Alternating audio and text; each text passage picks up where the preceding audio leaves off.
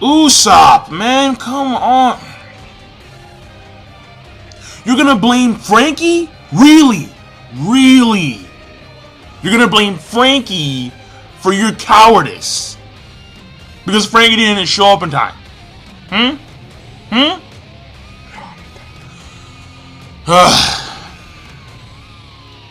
Okay, you guys, what is up? The King of Lightning is here today to do One Piece chapter 740 review. So, alright, where do I start?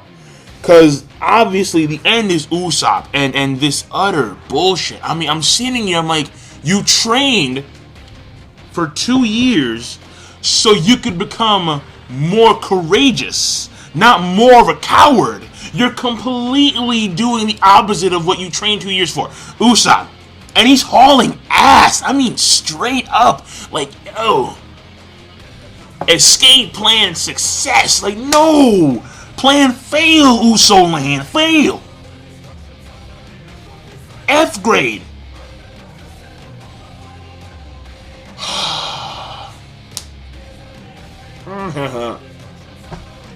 Where is SOGEKING, man? Put on the mask. If you don't have the balls, let your alter ego have the balls. SOGEKING Ashimate. Orewa. Like, come on. No. Alright. But let me,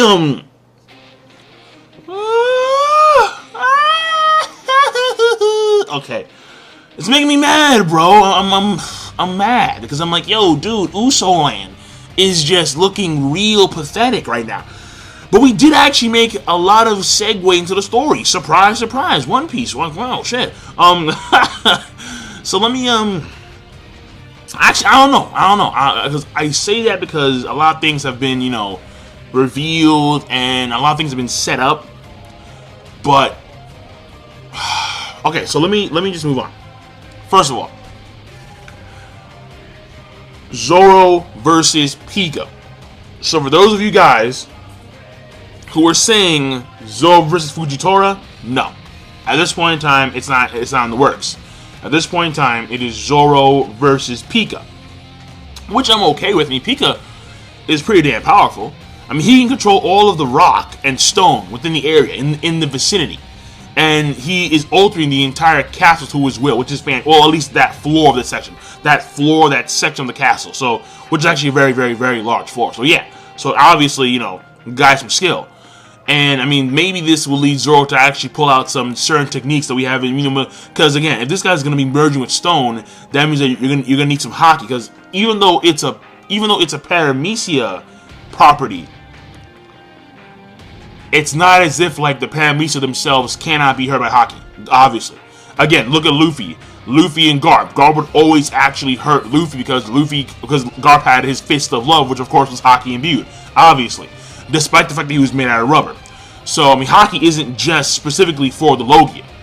It helps a lot with the Logia, but still. So, obviously, we may see Zoro pull out some very good stuff, which I really want to see. Some Suntory. Where are the illusions? Where's Gyuki? Musume, man. Where's Astra? Let's go, man. Ambima Yomizu. Something. Alright, let's go, Zoro. It's been forever since you pulled out the illusions. At least Sanji has another mode. Where are you at? Alright, where the fuck are you at? Alright, so let's move on. That's number one. Number two. Number two. We actually run into, Luffy meets up with a toy soldier, and they basically, they're not running away from Gladius, but they kind of want to move away from him because they need to get to the main guy who just Flamingo, and they wind up actually getting there. But we find out that Gladius, he's eating the Pam no Mi, and he is a ruptured human. It's not like he's specifically Explosion, because when I first saw him, I'm like, yo, this guy reminds me so much of Mr. 5 from Baroque Works. Where this guy, he had like the snot exploding things. Like he would give you like he'd give you like the JBL lariat. Yeah, Miss Monday, adios, and then explosion. that guy would actually be a lot more powerful had his attacks have a lot more strength or potency. So the thing here is that this guy, right, Gladius, Glorious, he a rupture human. Anything or anyone that he touches can rupture. Anything or anyone that that's actually not bad power at all. At all. And he was about to make because he ruptured his own clothes. Like that created like an explosion. Like maybe there's something in his sleeve, I'm not too sure. But when he had the two dwarves and he was like this, and like there was a huge explosion, boom, like they just got blasted. So point blank, these two dwarves are done. And remember, Lao Ji is still being held down by some dwarves. So we may see Lao Ji meet up with Gladius, Glorious. I like Glorious. I like saying that way, man. But they basically, even though he ruptures his helmet and does like some shrapnel attack towards Viola and Luffy. Luffy's whatever. He's rubber, so it doesn't really matter. But Viola actually got hit, but she's fine. No vital organs were actually hit in the attack. So that's good. That's very good. I'm not, gonna complain here. Because she's still alive, obviously. And then they wind up sneaking into like the window area where Flamingo is. And Law is weak, he's being interrogated. He's like, yo, listen, man. I told you. I know nothing. I don't know what you speak of, right? Alright? I don't speak English, alright? Hablo español. Alright, ¿qué? ¿Qué pasa? I don't get you, bro. So basically, the thing here is that Flamingo and his boys, Flamingo, what's this guy's name again? Oh my god. The guy with the spinning guy. What's his name? Shit. Well, the spinning dude. Baby 5. Buffalo. That was Buffalo and Baby 5. Because I'm trying to think of like some weird name. I was going along the lines of Drado. I'm like, no, he's Buffalo. Fucking stupid. Yo, Oda, stupid, man. Stupid. Buffalo. And a few other people there. I don't see Fujitora. But basically, they're trying to figure out what's going on here. And Flamingo comes to the deduction that, of course, the dwarves and the Straughts are in cahoots. And that means that the Straughts must know about the past transgressions against the dwarves. And why Sugar's being, the main target here. And basically, again, they're interrogating Law. Because Law's awake. I mean, after getting, like, bullets pumped in him. Hockey lace bullets, he's up. And again, he knows nothing. That's what he says. He says that, again, my alliance with Luffy's over. Now, again, is that true or not? We don't know. Because, again, the whole point of this alliance, remember, people tend to forget this stuff, alright? Because it's One Piece and things tend to be lost within the... I don't know the exact word, but because so much stuff is going on at, like, certain given points of time in the story, you tend to forget about the actual, like, main shit here. What is the point of this entire invasion operation to lure out who? Kaido, king of freaking beast. Okay, this dude who is like the strongest thing alive. Oh, I can't wait, bro. I can't fucking wait for Kaido. You have no idea. I am stoked. I mean, even though Sanji right now has some stuff going on with Big Mom, I am massively hyped for Kaido, because Kaido is going to be a good indication of where the top tiers of One Piece lie. Alright, Blackbeard, we have an idea. Alright, he has the power to destroy the world, so on and so forth. The Yomi no Mi, a hack's power to absorb all things. Shanks, we have no idea really other than Haki. Big Mom, I made a video on that. We're not, again, that's something else. And by the way, also, speaking of videos, I did a video of Luffy versus Law. My thoughts on who's the superior fighter. Check that out right here. So let's move on. And of course, Kaido just, Zoan of high caliber, and we'll see where that goes. But that's the plan. The plan is to actually take out Kaido. That they have a 30% chance of doing so. With both of their pirate crews together, probably.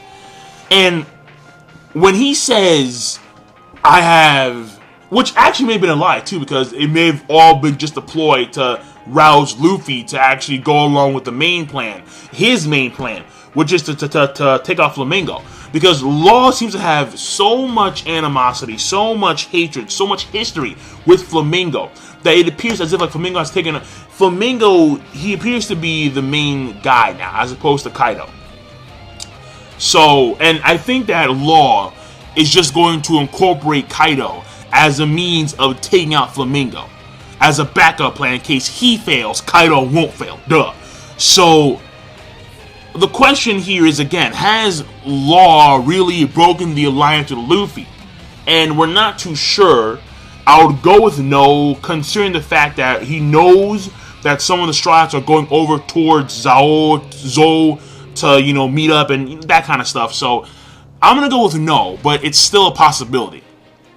But at the end of the day, Flamingo makes the deduction that you're probably not the guy running this whole thing from the back of the scenes anyway. And I think it ties into what Law said something. Remember when Law was talking to Smoker about, like, at the end of Punk Hazard?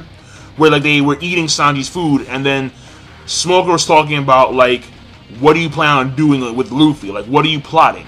And then Law, I believe, said something along the lines of, I think the roles are reversed, because I don't know if I'm actually the one controlling things. Something along those lines, where in which he actually thinks that Luffy may be the one actually controlling Law.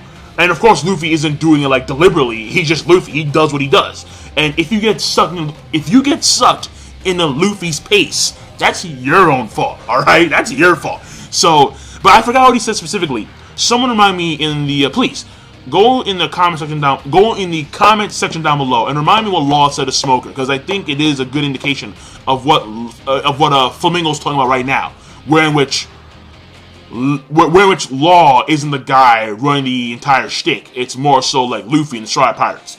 So let's move on. Basically, we also find something very fascinating because, again, Viola, the toy soldier, Krios, and Luffy are there. Luffy's like, yo, can I just go in there and kick his ass? Like, can we just wrap this up, please? And they're like, no, wait. Because they fear Flamingo. And obviously, for good reason. But here's the thing. There's actually, King Riku's there, and they see King Riku. Of course, Viola's his father. And the toy soldier said, King Riku. And then there's like a small little panel of King Riku in the past saying, your name is Krios, right? Come here. Or something along those lines. But what that panel was actually depicting was that Krios is not like the flesh and blood son of King Riku. He appears to be more of like an adopted son. Or something like that. And so would that mean but hold on. Rebecca is still the son of the toy soldier, right? So that means that no, because like I'm trying to work that out exactly. But basically it appears as if that Krios is actually like an adopted son, more or less. And he was adopted into the family, where in which we have him marrying the daughter of the king, Scarlet, and then so on and so forth. Because Rebecca is the granddaughter of King Riku, and I think the daughter of the toy soldier, also known as Krios, who was adopted into the family. So, I mean, so it's not... Because I'm trying to work it out, and I don't think it's not incest, obviously. All right, if you're adopted into the family, then no, you're not flesh and blood. But I mean, it is what it is. All right, it is what it is. Like a stepsister. So I mean, whatever. All right, just it's fine. It's okay. It's all right. It's all right. So whatever. I mean, and that's what I'm going off right now, off the top of my head. So all right. So let's move on. Last part. All right. Robin actually, because Robin was actually going to do something against Sugar, and she was close. She really was. I was gonna give her some credit here, but she got touched, and it wasn't even like a big, like it wasn't like a full-on like palm. It wasn't like an actual like grab. It was like, here we have Sugar. Her arms are pinned down by Robin, and then Robin's going to put the candy inside her mouth to make her pass out, and then all she does, Sugar, is that she manages to actually move her wrist like this and just slightly touch Robin's hand.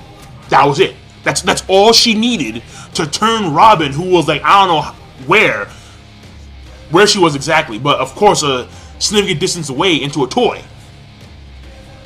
So that means, well, first of all, that means that Robin has no contract, because there's no contract given at this point in time. So she may be someone like the toy soldier, still be able to like control her body, but she can't use her own duffel powers. And then of course the next thing, obviously, is the simple fact that Robin is now erased from memory. Her very existence is now erased from the memory of those that she knew. That, of course, means Usopp and the others. And we do see Frankie. Frankie's actually... The reason why Frankie said only Uso Land was because of the fact that Frankie had completely forgotten about Robin. Because Robin was erased from his mind.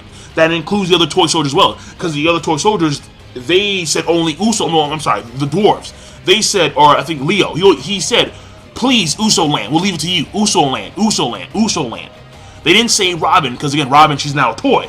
So her existence is erased from their minds. And Uso Land, what does he do? Bitches out. Straight up, tampon up his own ass, and he hauls ass. He gets the fuck out. I'm like, yo, what are you doing?